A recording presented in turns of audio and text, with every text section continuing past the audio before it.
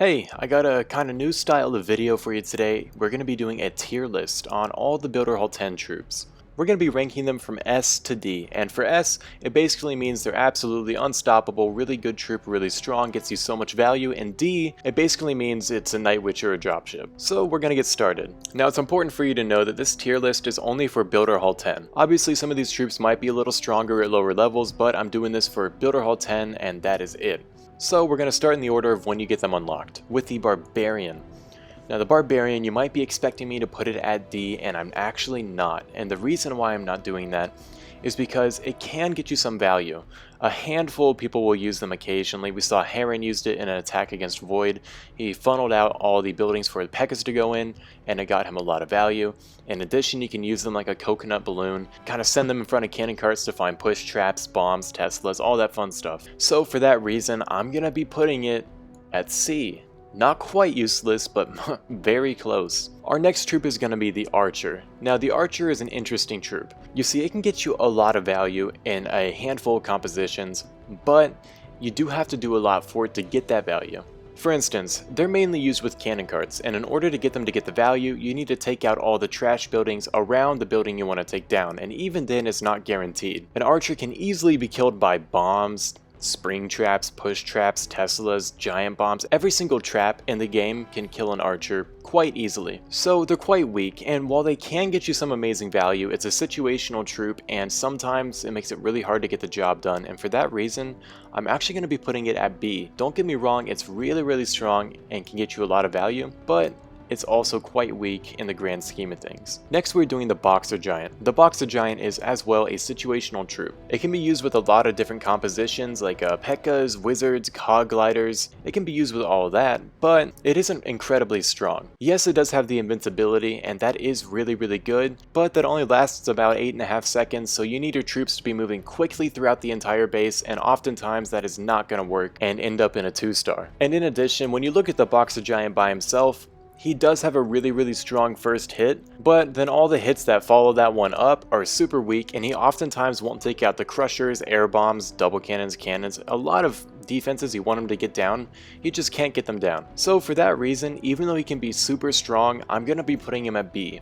Obviously, there are a lot of situations where he can get you a lot of good value, but those are quite rare. Next, we're doing the Minion. Again, you might think I'm going to put it at D, but that's not the case. You see, much like the Archer, it's a situational troop. It can be used with cannon carts instead of archers, although quite rare, and it can also get you the same value, but it's just a little bit more risky. Oftentimes it's not going to work. It'll get taken down by air bombs, expos, archer towers, firecrackers. Every single defense that hits air will take it down quite easily. And considering you only get 4 of them per composition, it's most of the time useless, but not all the time, so we're putting it at C. Next is the Bomber. Now the Bomber is actually incredibly strong. I mean, with the bomb bouncing 3 times, it can open up almost the entire base in one shot, and if that doesn't work, it'll recharge the ability and throw another one and get the job done. In addition to that, it has some pretty good hit points, and it also only focuses on walls, meaning that the majority of the time it's going to be able to survive the attack because it's staying out of the damage areas because it's just so focused on the walls. I think considering the bomb bounces 3 times and also recharges, it is almost unstoppable, very hard to trap, so I am going to actually put it at A tier. It isn't quite amazing where it can take down the whole base by itself, obviously, but it is an incredibly useful tool. Next we have the Baby Dragon. Now the Baby Dragon is probably the only troop you can use 6 of and get a 6-star pretty consistently. I mean, its ability is so strong, it can take down most buildings in 2 abilities, and not to mention the ability goes super far into the base. It also has really high hit points, really great attack speed, and the rage effect makes it nearly unstoppable. In addition to all that, you can replace the Baby Dragons for the archers and cannon cart attacks, and they'll actually get just as much if not more value the majority of the time. So for that reason, I am going to be putting it at S tier just because of how strong it is. Next we have the cannon cart. I love the cannon cart. The cannon cart is virtually unstoppable. It outranges the majority of all the defenses. It can solo an archer tower, a mortar, a giant cannon. It can take down pretty much the entire base by itself if there was no time limit. 6 cannon carts would probably rule the meta, but it's not just great on its own, it can also be utilized as a tool in almost every attack strategy. Hog Lighters, Wizards, Baby Dragons, P.E.K.K.A.s. I've even used it to get a 6-star with Night Witches against somebody before. It's an absolutely insane troop. It's almost one of the most broken troops in the game right now, I think, but I'm not complaining. I love it. It is absolutely going to be S tier. Then we have the Night Witch. I don't know what you thought was going to happen. I mean, it's completely useless. It gets taken down most every attack. The bats aren't that strong. The bats also do not stay raged. I think it would be a little bit more strong if A, it would spawn more bats, and B, if the bats that it spawned from the ability would stay raged all throughout the match until they died. I think that can make a really big difference for the Night Witch and put it maybe into the meta, although I would probably not like to see it. It sounds like a real nuisance, but right now it's completely useless. Next we are on to the dropship. Yet again, D tier. It has way too few hit points, its bomb does no damage, it doesn't spawn enough skeletons and they all get taken out by a giant cannon.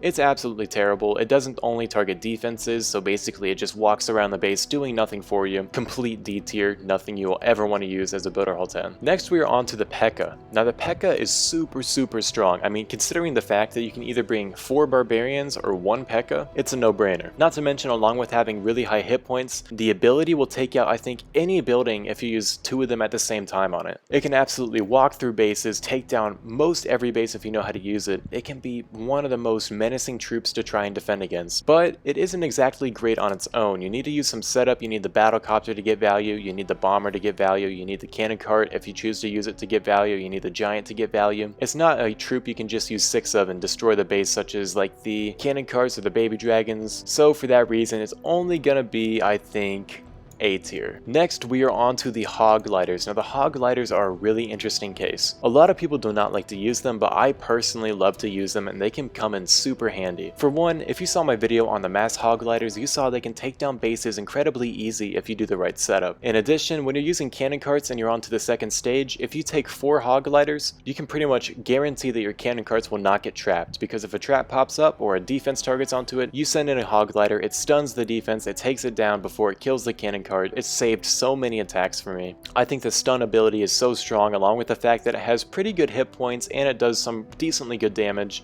You get 2 per camp. I think that's pretty balanced. This might be biased. I'm going to put it at A tier because I think it's more useful than a lot of these other troops. And lastly, we have the Electro Wizard. I have never been good with the Electro Wizard, but I have seen a lot of people get some insane value with it. It's just the thing about them is it's very base dependent. The majority of bases you come across are going to absolutely destroy your wizards. It isn't exactly a troop you can bring against every base. In addition, the hit points are kinda a little bit low. I know it does a lot of chain damage and damage itself, but it doesn't need to be that low because it's really not useful the majority of the time. Not to mention, the charge up time for the lightning bolt feels a little bit long. It's not like crazily long, but it's just a little long to where often it won't even get a shot off and instead just get killed by a cannon. I mean, it feels like it's a little bit too long, but considering the fact that you can get some absolutely insane value, I'm going to put it into the same category as the archers and the giants in B tier. So with that, I have ranked every single builder based troop, and I think you should probably upgrade your troops according to this list. Cannon cart or baby dragon should be first, then you should do P.E.K.K.A.s, and then you should do bombers. I feel like Hog Lighters are kind of optional, but if I were you, I would upgrade them. And then I would do archers, then the giant, and then the Electro Wizard, and then you go to all these kind of less useful things. I feel like this is a really good order to upgrade everything in. I think the majority of people would agree, but if you disagree, be sure to let me know in the comments because I know you will anyway. And yeah, so that's going to be this tier list video. I hope you enjoyed, I hope you learned something, and let me know if you want to see more of these. Now this video was actually suggested to me by my subscribers in my Discord, and if you want to be suggesting more videos to me, I highly suggest you go to the description and check out my Discord. We're sharing base links, attacking strategies, or just talking with some of the top players in the world. And in addition, I am gonna do this, never done it before, but if you enjoyed the video, maybe subscribe.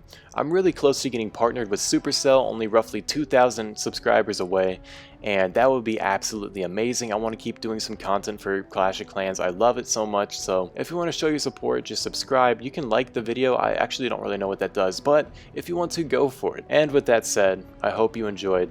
See ya.